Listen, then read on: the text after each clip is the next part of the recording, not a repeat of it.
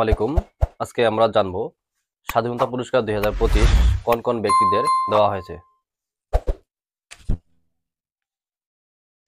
স্বাধীনতা পুরস্কার 2025 মোট দেওয়া হয় 7 জনকে।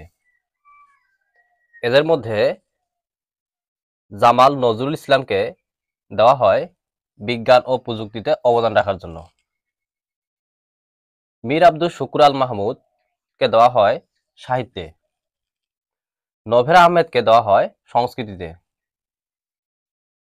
স্যার ফজলে হাসান আবেদকে দেওয়া হয় সমাজসেবায়। মাহবুবুল হক খান ওরফে আজম খান কে দেওয়া হয় মুক্তিযুদ্ধ ও সংস্কৃতিতে অবদান রাখার জন্য। বদরুদ্দিন মোহাম্মদ উমর শিক্ষা ও গবেষণায়। আবরার ফাহাদ প্রতিবাদী তারুণ্যে। এরকম আরো নিত্য নতুন সাধারণ জ্ঞানের তথ্য পেতে অবশ্যই আমাদের ফেসবুক পেজটি ফলো করবেন এবং যারা ইউটিউব থেকে দেখতেছেন অবশ্যই চ্যানেলটি সাবস্ক্রাইব করে পাশে থাকবেন।